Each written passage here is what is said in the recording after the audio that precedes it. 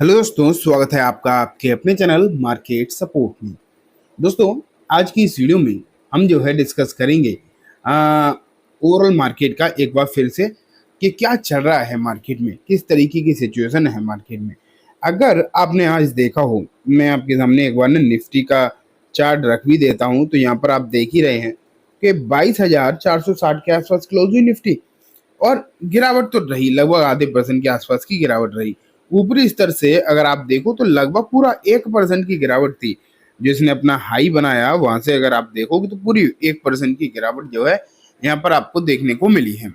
लेकिन अब बात ये निकल कर आती है कि आज जो सिचुएशन हुई वो तो जो हुई वो ठीक है, उसमें तो कोई कुछ नहीं कर सकता। लेकिन जब कल मार्केट ओपन होगा तो बहुत सारी चीजें आप देखेंगे कि इम्पोर्टेंस रखती हुई दिखाई देंगी। बहुत सारी ऐसी भी चीजें होंगी जहां अगर आप देखोगे तो खबरों का असर पड़ेगा। बहुत ऐसी खबरें निकल कर आई हैं। आज पता है आपको, मैं आपको बता दूं, बहुत सारे लोगों को नहीं पता होगा, महाराष्ट्र का बजट डे था आज। महाराष्ट्र में बजट आया आज, और उस महाराष्ट्र के बजट में अगर आप देखेंगे तो बहुत कुछ बदलाव हुए हैं।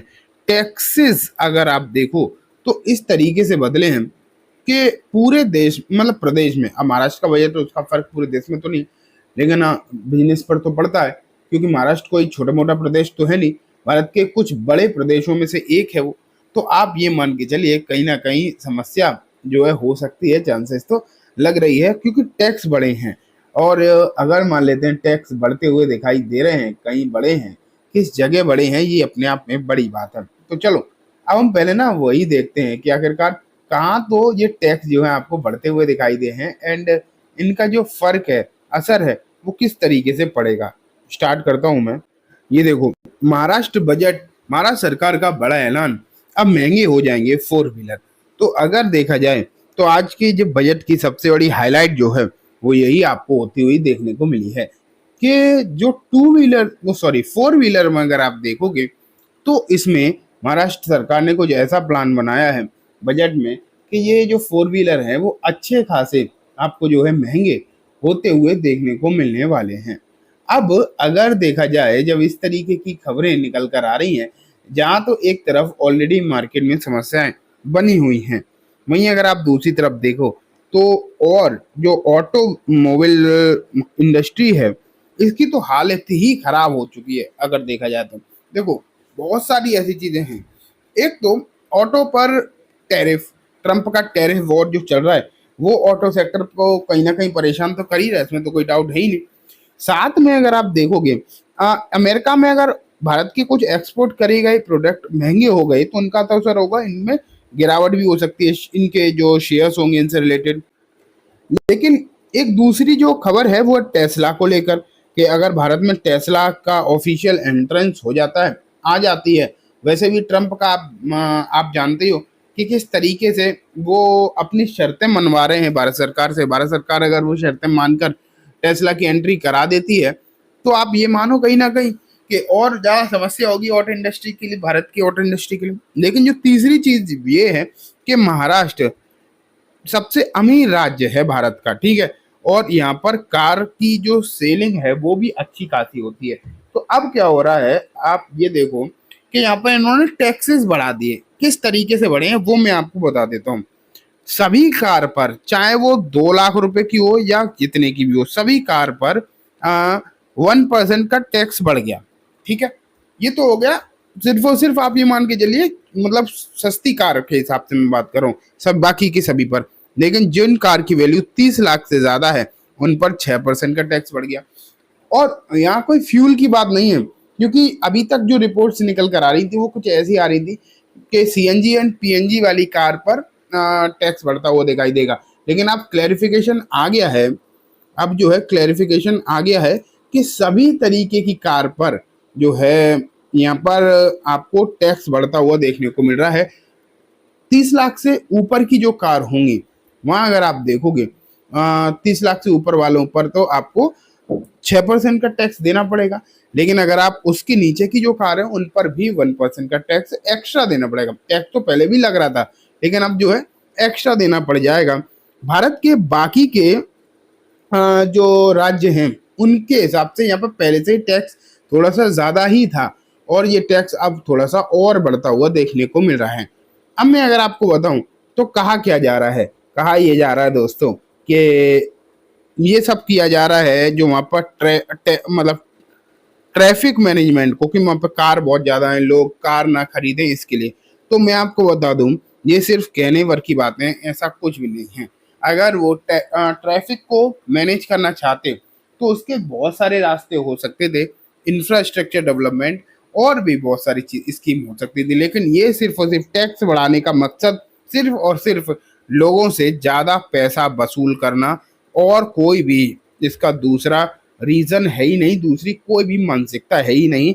सरकार कहीं ना कहीं से आपसे बस टैक्स बढ़ाना चाहती है, आप लोगों पर बस टैक्स का बर्डन जो है बढ़ा देना चाहती है, चाहे उसके लिए उन्हें कुछ भी करना पड़े। उसके लिए लोग मतलब नए नए हथकंडे आप कह सकते हो अपनाए जा रहे हैं। महाराष्ट्र वालों के लिए तो एक बहुत नेगेटिव खबर है, कार लेने के बारे में आप सोचेंगे तो थोड़ा सा ही सही, मैं नहीं कह रहा हूँ कि डबल हो गई, लेकिन थोड़ा सा ही सही, लेकिन पैसा तो बढ़ ही गया आपकी जेब से। अगर 5 लाख की कार लेते हो तो 5,000 रुपये एक्स्ट्रा आपको देने पड़ेंगे, ठीक है, लेकिन सरकार के पास तो ये पैसा अच्छा खासा आ जाएगा, लेकिन निकल कहाँ से रहा है, निकल रहा है जनता की जेब से।